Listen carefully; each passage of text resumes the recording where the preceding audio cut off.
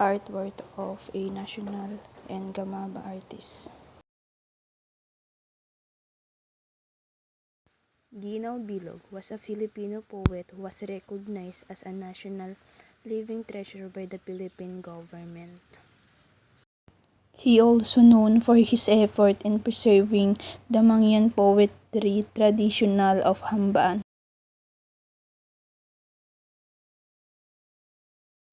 Ambahan poetry. The Ambahan is sung and message range from courtship, giving advice to the young, asking for a place to stay, saying goodbye to a clear friend, and so on. Such an oral traditional is commonplace among indigenous culture group, but the Ambahan has remained in existence chiefly because it is etched on bamboo tube using ancient Southeast Asian pre-colonial script called Solar Mangyan. Hanono Mangyan from Mansalay, Mindoro, grew up in such a cultural environment. Already step in the wisdom that the Ambahan is a key to the understanding of the Mangyan soul. Ginaw took it upon himself to continually keep score of Ambahan poetry recorded not only on bamboo tubes.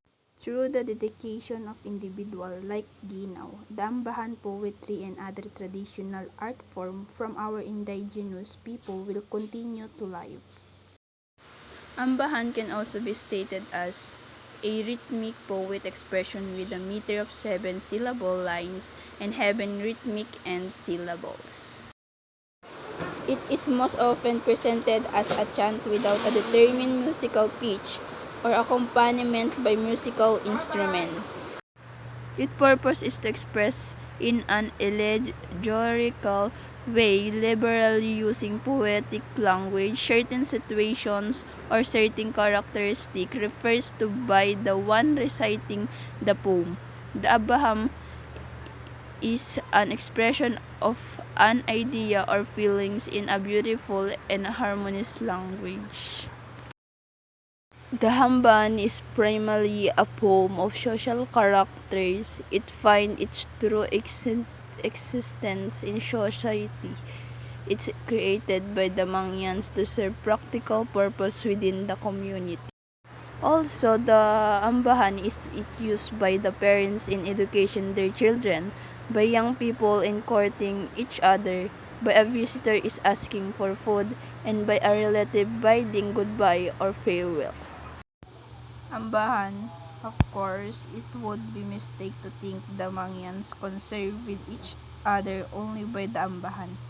If a man come from his field, he will not use an Ambahan to tell his wife that he is angry. He will express the feeling of his stomach in pain in clear language. Nevertheless, the Ambahan is used on those occasions. Material used in Ambahan writing is a fresh bamboo, Mangyan script. Ambahan is chanted poetry of Hamono Mangyan, an ethno-linguistic tribe of Mangyan. The poetry is usually scripted on bamboo slat in which they preserve the Ambahan in 100 years.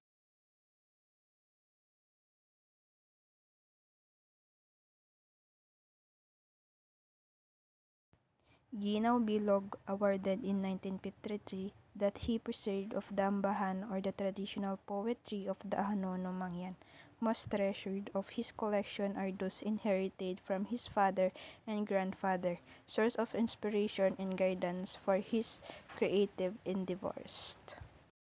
What is the subject of Ambahan? The Ambahan is traditional poetic form the Hamono Mangyan. Like the Filipino Tanaga, each line of Ambahan contains 7 syllables. Many Ambahan are about nature, life and death, love and relationship. Technique used in Ambahan. Technique used in Ambahan is rhythmic poetic expression with a meter of 7 syllables and having rhythmic end syllable. What are the elements of art and principles of design present in the artwork? The Ambahan has several characteristics. First, it's a rhythmic poet expression with a meter of 7-syllable line and having rhythmic end syllables. It also most often presented as a chant without a determined musical pitch or musical instrument accompaniments.